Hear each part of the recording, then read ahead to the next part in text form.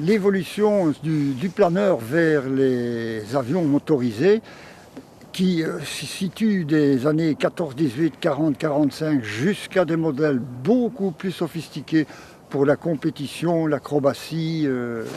Donc l'évolution est continue, quoi, hein.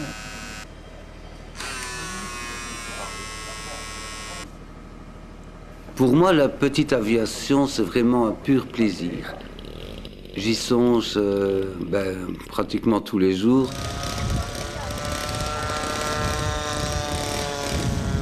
D'ailleurs, le matin, la première chose que je fais le matin, je mets météo et je regarde s'il y a du vent, s'il n'y a pas trop de vent, s'il y a de la pluie. Parce que bon, s'il y a de la pluie et trop de vent, je ne sais pas les voler, bien sûr. Mais donc c'est la première chose que je fais.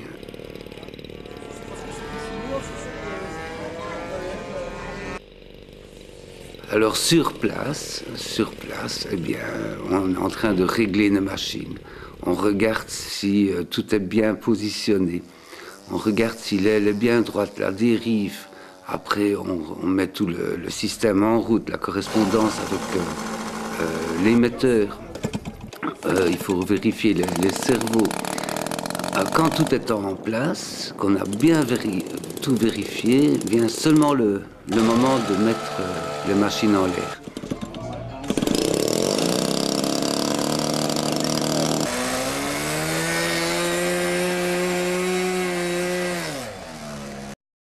Alors, il y a toujours ce petit problème de voir si le vent est bien parallèle, bien en face, s'il est parallèle, s'il est sur le côté, ce qui est plus embêtant pour décoller et atterrir surtout. Et voilà, après le moment est parti. Le décollage. Hop, on est en l'air. Alors là, on s'amuse.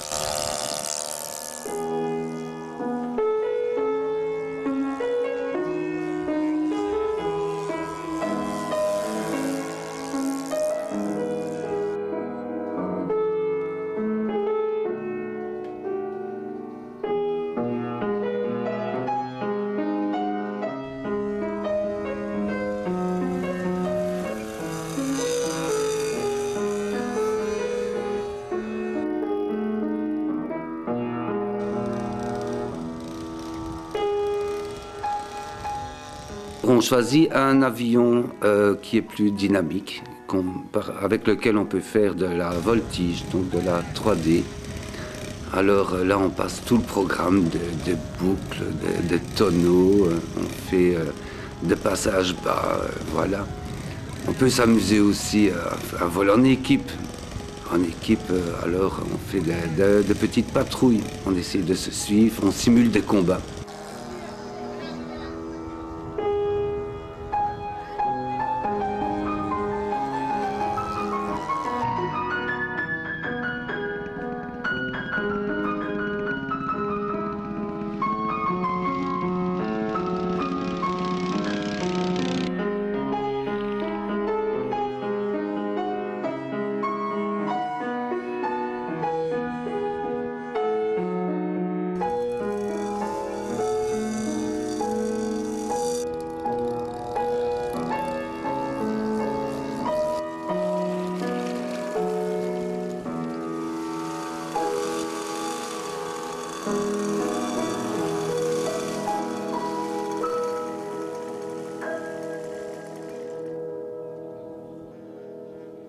Alors dans notre club, on rigole beaucoup.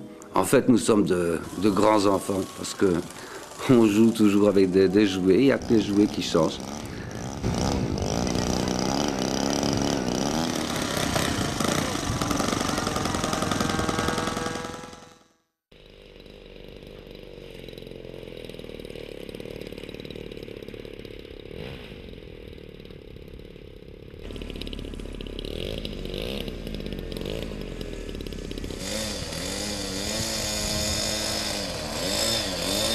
vraie passion du modélisme, pour moi, c'est d'abord de construire nos modèles, de les fabriquer, presque les inventer.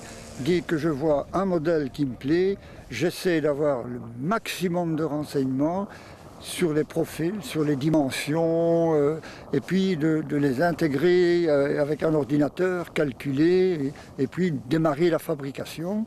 Voilà, je viens de définir un profil que je vais faire pour une aile d'un planeur. Hein. Voilà mon profil qui est là, c'est bien celui-là, 23012, ok, je le mets en symétrique, puisque c'est la même emplanture. Hein. Je vais, sur le profil, faire un trou pour pouvoir passer un longeron de sécurité ou les câbles de raccordement électrique pour les cerveaux. Il est dedans et le voilà affiché sur mon profil. Un aperçu avant de découper, voilà, le voilà dessiné, ça va démarrer comme ça et ça va finir là-bas. Le fil de chauffe est réglé soit manuellement, soit par l'ordinateur, mais de préférence je le règle toujours manuellement, puisque c'est beaucoup plus précis que l'ordinateur choisi suivant le matériau, quoi.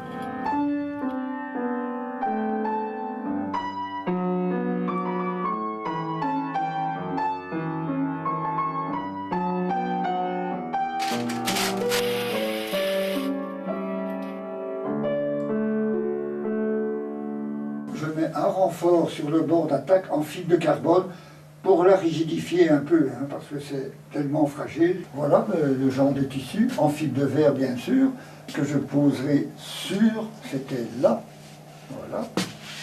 On peut remettre une deuxième couche, suivant la rigidité de l'aile. Si c'est prévu pour l'acrobatie, ben, à ce moment-là, on met du carbone.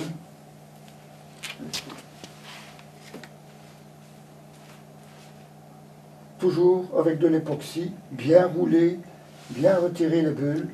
Voilà l'aile que nous avons découpée tout à l'heure. C'est un planeur qui va faire 3,10 m et il n'y a plus que terminer la peinture et il sera prêt. Voilà le fuselage terminé qui a quelques dizaines d'heures de vol déjà, qui a été découpé aussi par la machine, notamment la pose de la verrière qui est là. Tous mes modèles sont équipés d'un moteur, puisque en général, un planeur, il faut un treuil, mais comme je suis souvent seul, eh ben, je l'équipe d'un moteur pour le mettre en altitude, puis le moteur s'arrête, l'hélice se replie, et c'est un planeur normal.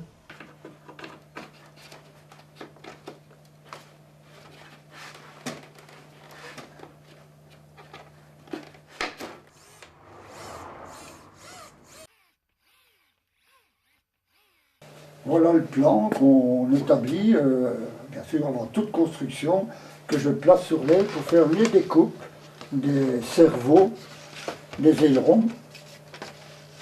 Toujours bien les garder, parce que si on casse un truc, ainsi on sait le refaire de la même façon. Ben, je suis venu à l'aéromodélisme étant tout gamin d'abord, avec des toutes petites maquettes, du bois qu'on achetait à Bruxelles, chez Aéromodélisme. De là, ça a évolué un peu, des modèles un peu plus compliqués. Puis, arrivé quand même, depuis quelques années, à construire moi-même mes modèles, avec les machines que vous avez pu voir, les études de profil et ainsi de suite. Je vole ici, sur le terrain d'Estine, souvent en semaine, puisque les week-ends, l'aéromodélisme m'a amené quand même à faire de la grande aviation, principalement de vol à voile.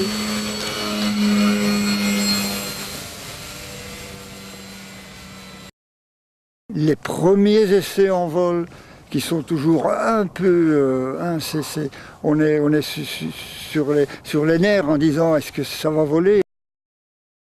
Mais c'est une joie immense d'avoir terminé un modèle et de le voir voler pour la première fois, quoi.